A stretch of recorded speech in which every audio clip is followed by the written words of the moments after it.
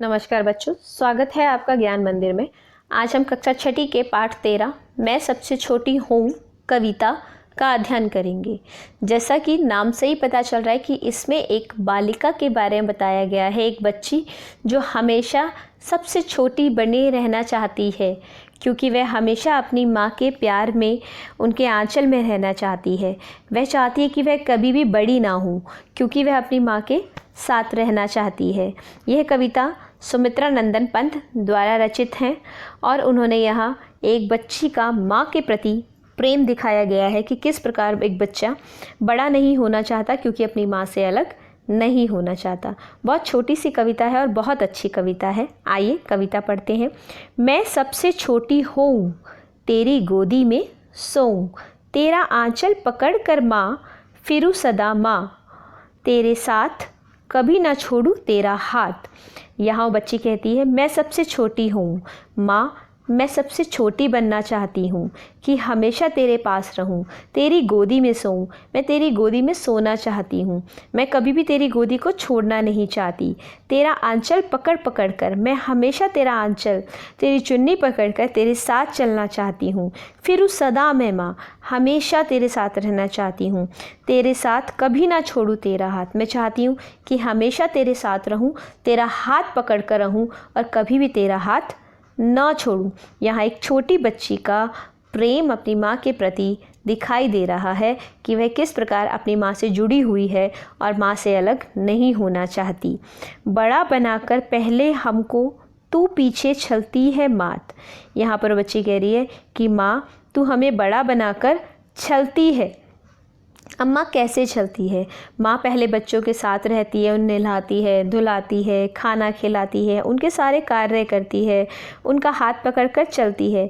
पर धीरे धीरे जब उन्हें बड़ा कर देती है तो उनके सारे कार्य करने छोड़ देती है और उनको धीरे धीरे अपने कार्य खुद करने देती है। इसीलिए कहा गया है कि माँ तू पीछे चलती है, कि बाद में तू हमसे दूर हो जाती है।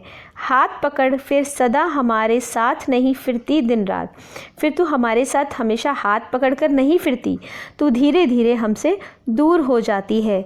अपने कर से खिला धुला मुख, धूल पोंछ सज्जित कर गात, थमा खिलौने नहीं सुनाती हमें सुखद परियों की बात।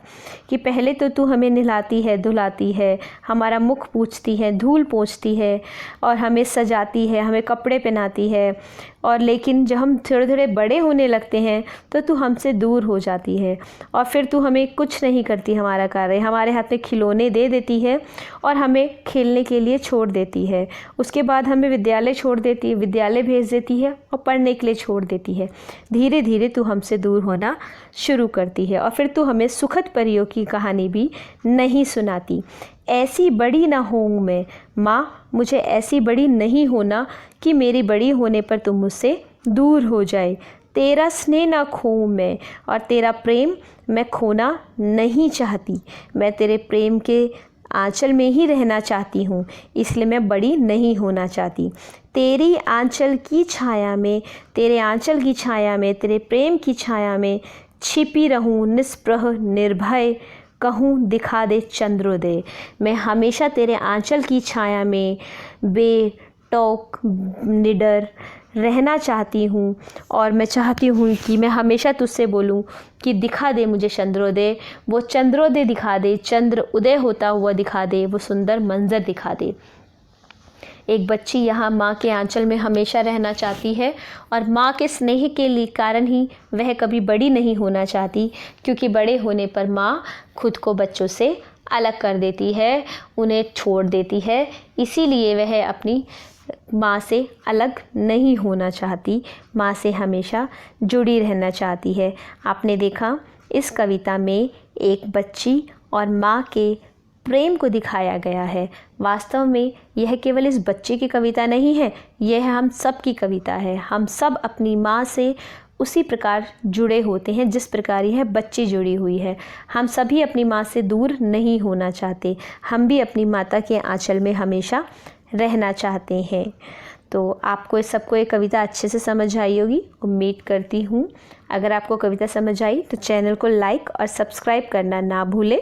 धन्यवाद।